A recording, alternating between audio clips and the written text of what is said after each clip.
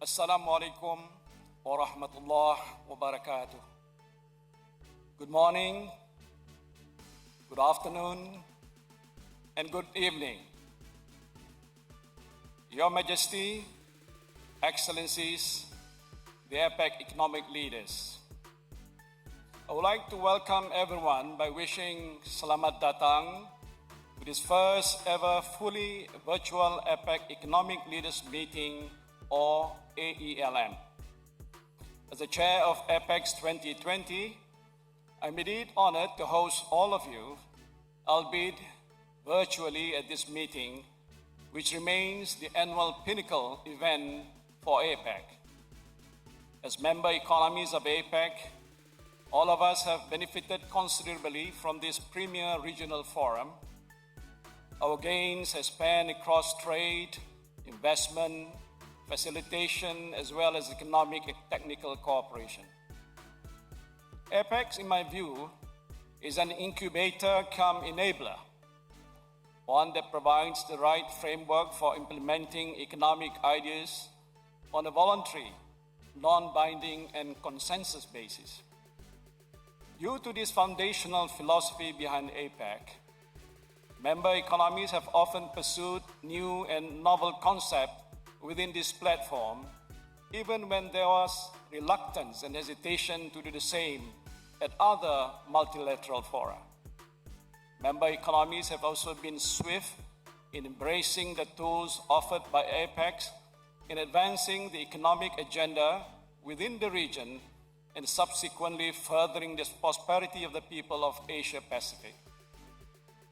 Admittedly, the COVID-19 pandemic has had a lasting impact on the way we view trade and economic priorities within APEC. Today, as we work together as the region to mitigate the impact of COVID-19, the relevance of APEC has become even more pronounced. As we pursue regional solutions that help us to strike a delicate balance between our health priorities and economic needs, we are reminded not of our divergences, but our similarities, and of the fundamental fact that even in calamity, humanity will find a way. That said, we have to stand united in combating COVID-19.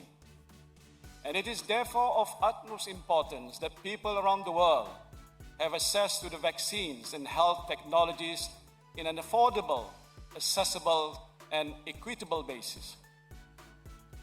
As a grouping whose economies constitute about 60% of the global GDP, APEC assumed a central role in spearheading post-pandemic economic recovery. We need to trade and invest our way out of the current economic downturn. We must come together and work constructively towards navigating the region along a path of robust, inclusive, and sustainable economic recovery and growth. Your Majesty, Excellencies, APEC is now at a critical juncture. In 1994, we, the APEC member economies, agreed to the BOGO goals of free and open trade and investment in the Asia Pacific by 2020. Since the BOGO goals were first articulated in 1994, total trade between APEC economies and the rest of the world has increased by more than fourfold. We now represent almost 50% of the total world trade. Reflecting the depth of our economic integration, more than two-thirds of the trade by APEC economies is with other APEC economies. A similar story emerges on the investment side as well. Since the year 2000, capital inflows into APEC economies have increased by two-thirds, and capital outflows have tripled. We now constitute half of the world's top 10 foreign direct investment or FDI recipients. From a regional perspective, the World Bank's Doing Business database indicates that APEC has made strides towards elimination of non-tariff barriers too, by way of streamlining processes, reducing cost and time, with regard to carrying out trade activities. These regulatory reforms have further enhanced the ease of doing business in APEC. From a domestic perspective, Malaysia's involvement in APEC has continued to strengthen the growth of our businesses through intra-regional trade expansion, which in turn brings substantial progress to our economy. Through the expansion of trade, Malaysians are able to experience positive spillover effects in the form of job creation, knowledge transfer, and the strategic placements of our micro, small, and medium-sized enterprises in the global value chain. To date, Malaysia's trade with APEC member economies has increased by more than sevenfold in the past decade. In 2019, APEC economies have collectively contributed 78% of Malaysia's total trade. Similarly, APEC economies as a grouping were the largest source of FDI into Malaysia, and this represents 91% of Malaysia's total FDI flows for the last year. Your Majesty's Excellencies, moving forward, allow me to share my thoughts on three key priorities that all the APEC member economies could embrace. The first and most important priority is for us to reaffirm our support and commitment for the rules-based multilateral trading system. And this is essential for our businesses, as market stability and predictability are the central pillars which ensure that trade and investment continue to flow even during times of crisis. The second priority is to bolster the digital economy.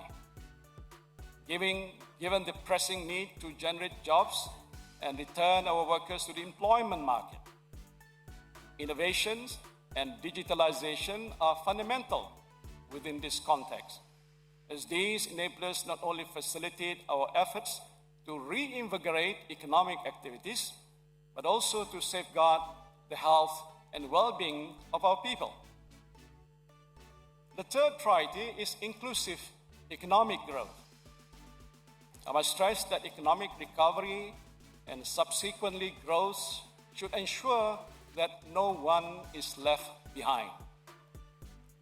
Your Majesty, Excellencies, as the chair of APEC 2020, Malaysia is proud to carry the theme Optimizing Human Potential towards a resilient future of shared prosperity. And this theme serves as a reminder for all of us that everything we do in APEC must eventually contribute towards the prosperity of our people. There's no denying that trade and investment has led to economic growth and greater wealth in the Asia-Pacific region.